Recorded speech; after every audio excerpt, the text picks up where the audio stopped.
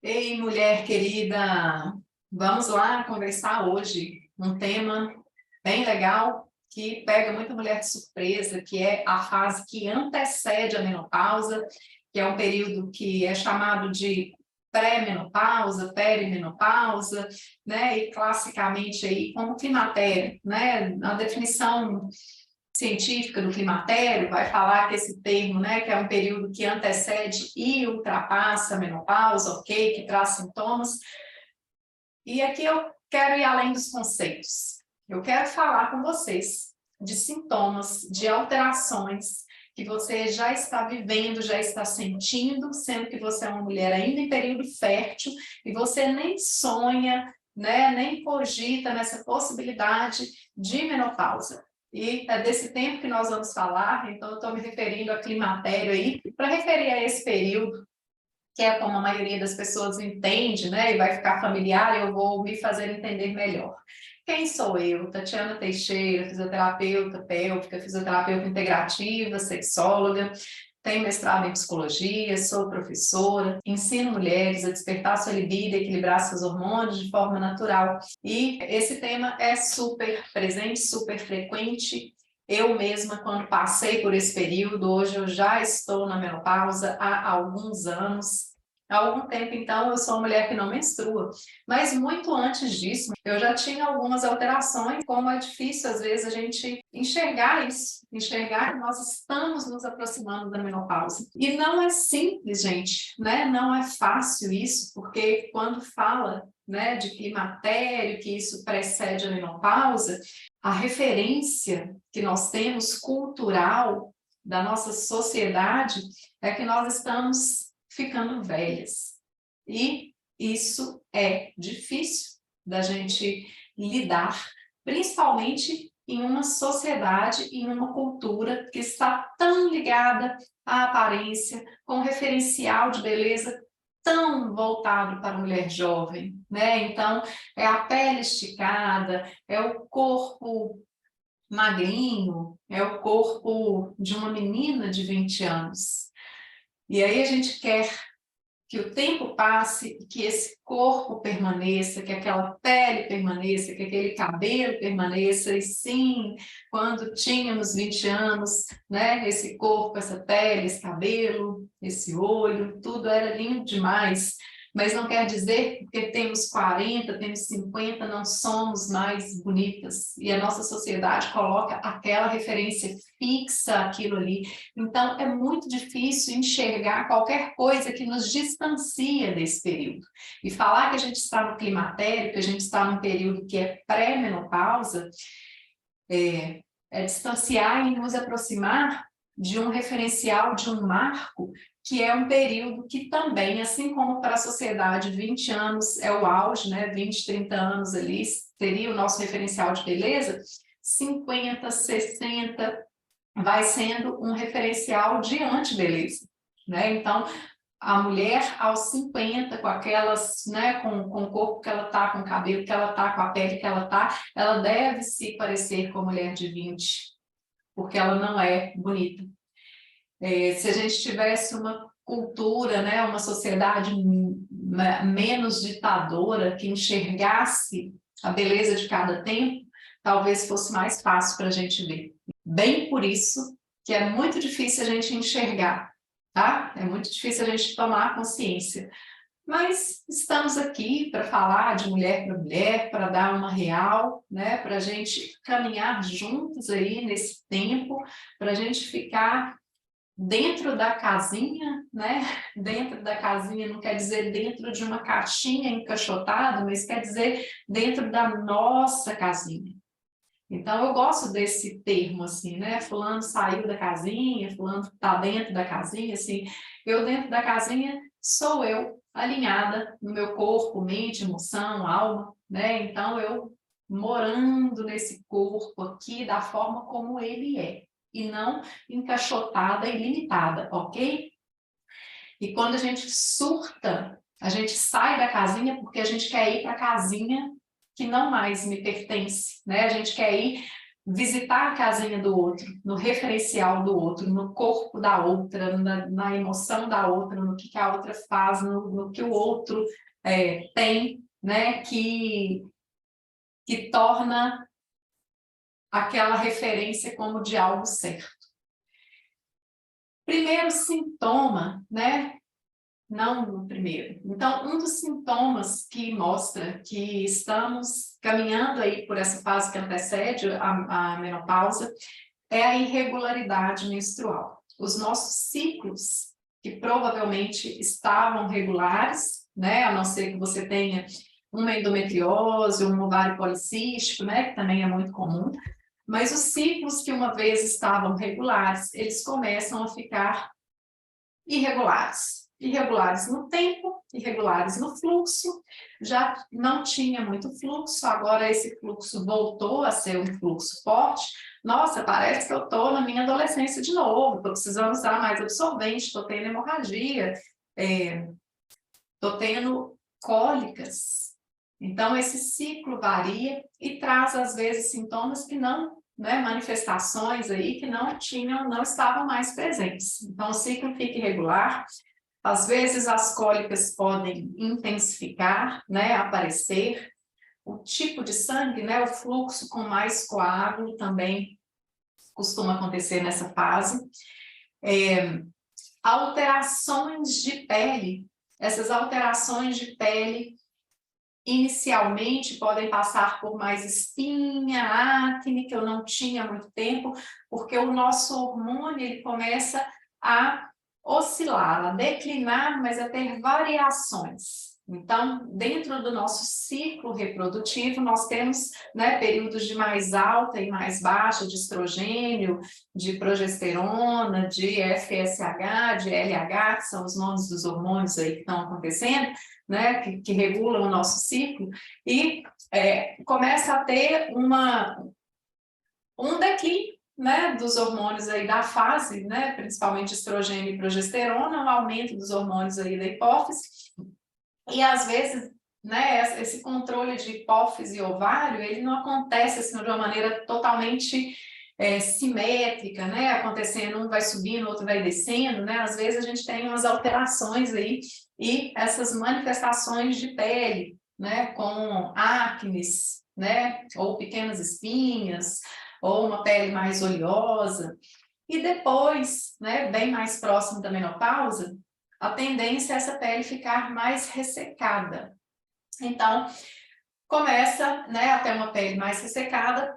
Eu, por exemplo, né, alguns anos atrás, eu não conseguia muito passar creme, para mim era muito difícil, porque a minha pele não aceitava bem, assim, tinha que ser sempre um creme muito mais fininho, né, porque eu sentia que aquilo, mesmo os de boa qualidade, não comedogênicos, né, que não entopem os poros, eles para mim eram desconfortáveis e de repente a minha pele foi aceitando mais, eu fui vendo que a minha pele ficou mais ressecada, né? Então, em muitas mulheres a gente tem um ressecamento da pele, porque a queda do estrogênio é um hormônio que traz circulação para as mucosas e para a parte, né, mais superficial da pele.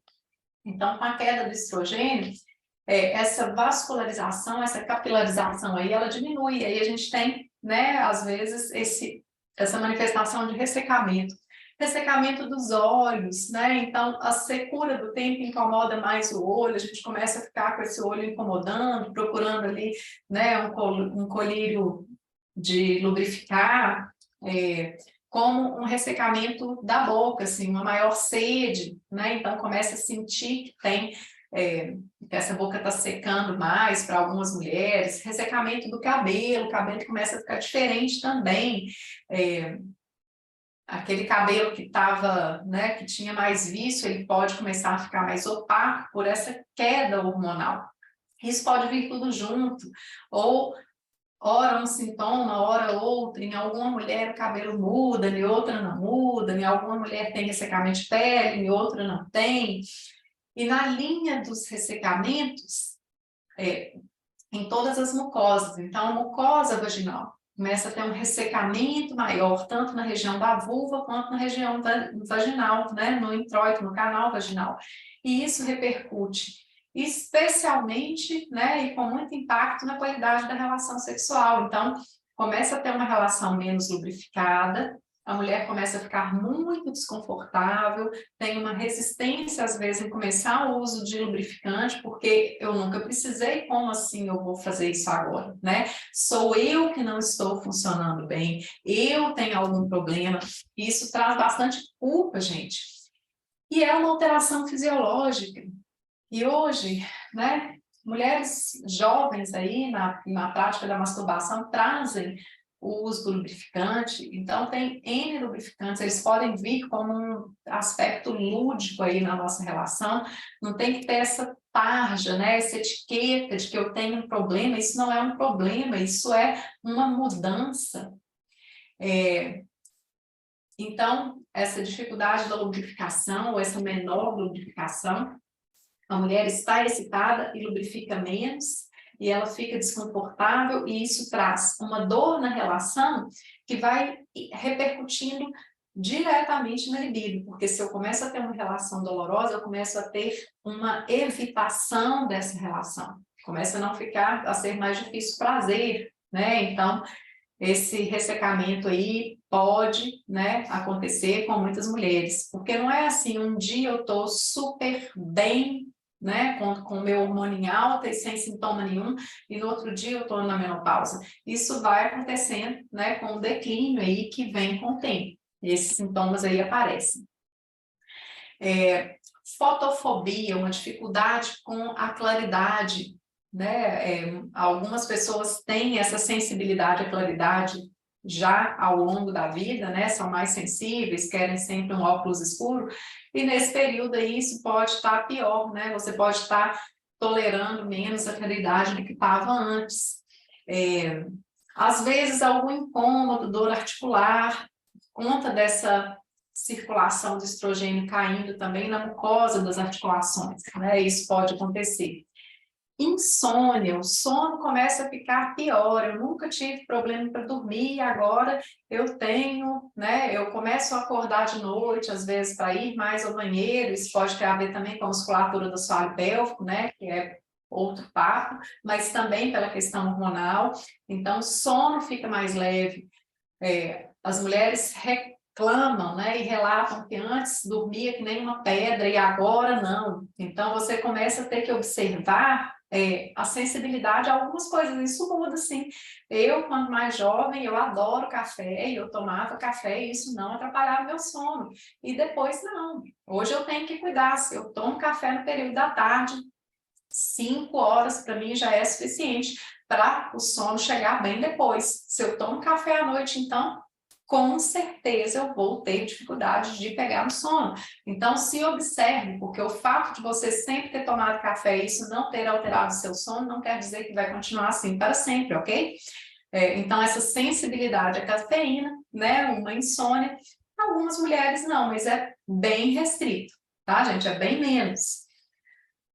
A cafeína, no período do climatério e menopausa, ela começa a ter um impacto maior do que tinha antes. Então, essa insônia, né? Ou não tem a dificuldade de pegar no sono, mas tem um sono picado, um sono mais leve. Algumas mulheres começam a atribuir isso assim, aos filhos, meu filho cresceu, tá voltando, né? Chegou alguém em casa, então saiu de noite, eu estou preocupada, não é por isso. Presta atenção, tá? Às vezes sim, tem a ver com climatério também. E claro, tem a ver com a preocupação com os filhos, mas uma coisa reforça a outra. Então, o sono fica de pior qualidade. A gente começa a ter mais calor. Pode ser que já apareçam fogachos antes da menopausa, tá? O que são fogachos? Aqueles períodos que dá um calor intenso, né? Normalmente essa sensação de calor, ela vem de baixo para cima no corpo, às vezes a gente tem a nítida percepção que esse calor está subindo das pernas, né? No peito fica muito desconfortável, a barriga quente, o peito quente, no rosto, né? Algumas mulheres suam, ou uma sensação de um calor muito desconfortável e repentino. Isso é o fogacho, tá? Clássico, esse calorão que vem, sua, esse calor muito intenso, repentino, dá uma agonia tá? É um calor muito desconfortável, dá vontade de se abanar, dá vontade de abrir, né, as janelas, assim, algumas mulheres se veem extremamente desconfortáveis na hora que vem esse fogacho, está no ambiente de trabalho, né, de estudo ali, e ela fica, às vezes, claustrofóbica se as janelas estão fechadas, né, se entra para um lugar que está fechado, ela, né, começa a achar que está com claustrofobia, mas é porque essa sensação do fogacho é tão desconfortável que ela quer se refrescar, né, não necessariamente ela desenvolva uma claustrofobia, mas é uma necessidade de ventilação, né? E, às vezes, pós-fogacho, né, depois desse calorão, a gente tem um destempero aí no nosso sensor de temperatura. Então, o corpo sua como se o tempo externo, como se o clima tivesse extremamente quente, né, e a gente sua e perde calor e depois vem um frio. E aí, no climatério, pode acontecer isso, né, essa manifestação clássica do fogacho, que é um calor com suor, com um calor intenso, e depois um frio intenso, né, na sequência. Pode vir, né, só esse calorão, pode vir um maior aquecimento. Então, muitas mulheres também não têm esse fogacho clássico, mas assim, eu estou sentindo mais calor que antes. Né? E sim, a gente está tendo um aquecimento global, né? O clima está diferente, mas que às vezes é justificativa, por isso são várias coisas que nos dificultam enxergar que isso pode ser uma alteração, porque são coisinhas picadas, né? Ah, eu estou com fotofobia, mas eu sempre tive, eu estou com insônia, mas é porque o filho está chegando em casa, ou o marido, ou o vizinho faz barulho, né? Eu estou com calor, mas tem um aquecimento global, o verão está mais quente. Então, preste atenção. Então, essa sensação maior de calor, né? E com isso, talvez uma sensação maior de maior sede, que também coincide com o ressecamento das mucosas, né? Então, esse calorão aí também está frequente, né? Também está presente. Outra coisa frequente aí nesse climatério, alterações de humor. Uau! É como se as suas TPMs, é como não, né? As suas TPMs ficam mais insuportáveis e essa TPM extrapola o período pré-menstrual, é como se a gente estivesse constantemente numa TPM. Essa alteração dos hormônios, com toda essa questão implícita aí da gente perceber desconfortos e sintomas e sinais no nosso corpo que nos distanciam desse ideal de beleza, dessa juventude, isso mexe muito no nosso inconsciente, gente, né? Além da questão hormonal, influenciar diretamente aí na regulação do nosso humor. Então, é um caldeirão de coisas subjetivas, implícitas, inconscientes, subconscientes, que leva a nossa tolerância lá para baixo. Então, a gente fica muito mais tolerância zero, né? As mulheres que já tinham mais irritação, mais intolerância ao barulho, ao jeito do outro, né? Então, é comum ficar, olha, eu estou me sentindo insuportável, e aí isso vem a culpa, porque ela se sente com o estupim curtinho, né? Se sente insuportável, e aí estoura em casa com o filho, com o marido, e depois cai na culpa, nossa, não devia ter feito, né? Uma sensação de desajuste, às vezes bate uma ansiedade que não sabe por quê, e desconta na comida, e o metabolismo pode estar um pouco mais lento aí também. Então, existe muita insatisfação que é difícil de nominar, né? A gente se sente assim, um bicho esquisito, né, como se estivesse desajustada. Isso gera muita culpa, né? E essa culpa gera muita cobrança e aí entra né, num ciclo aí, numa bola de neve com todas essas alterações. Então, o humor também pode estar alterado.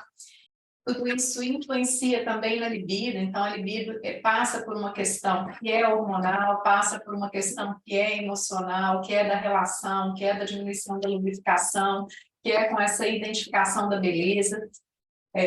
E aí, por isso eu trago, né, o meu trabalho vem trazer a questão hormonal, né, o que eu trago aí de possibilidade.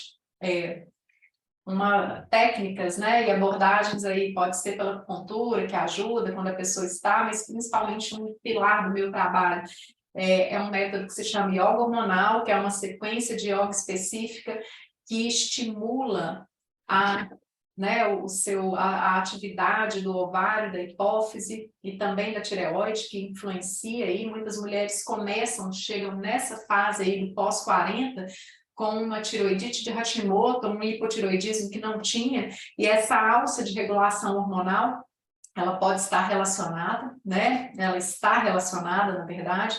Então, eu trago essa parte aí dessa yoga para trazer um estímulo específico aí, físico e fisiológico, à atividade das glândulas, não para você ter hormônios de 20 anos, né? Não, mas para essa transição ser com menos sintomas possível. Eu não posso falar de assintomática, porque né, tem mulher que tem fogacho que, se não tivesse nenhuma abordagem, teria fogacho para o resto da vida, viu, gente? Então, não caiam no conto de que fogacho, de que o calorão é no primeiro ano de menopausa, não, que passa com 1, 2 anos. Isso é extremamente individual, e eu conheço mulheres que estão na menopausa há 15, 20 anos e que seguem tendo fogacho, né, até morrer, tá certo? Então, mas esse método da yoga hormonal minimiza muito esses sintomas, né? Traz um controle para algumas, controla completamente, né? Acaba com sintomas, e para outras diminui. Então, temos aí essa ativação hormonal e a atuação de tudo, né, na sexologia, na medicina chinesa que eu trago, o olhar da medicina chinesa, da sexologia, para trabalhar esse libido, que é um aspecto muito complexo, que vai muito além de repor hormônio, né? Claro que o hormônio é importante, sim, mas é tudo que perpassa, né? Inclusive a sua constituição energética, que você, né, que é uma leitura da medicina chinesa, ou né, um olhar da medicina chinesa, daquilo que a gente sempre trouxe de sintoma, que nesse momento vai ficar reforçado. Por quê? Se a gente tinha uma deficiência de determinada energia de algum órgão, com o passar do tempo, aquilo tende a ficar pior, né? Porque vai ficando cada vez mais deficiente. Se a gente tinha um padrão X ou Y, aquilo vai se reforçando. Então, a gente tem um olhar, né? Eu tenho um olhar multi, né? Um olhar 360 graus para essa mulher, né? Nesse momento da sua vida.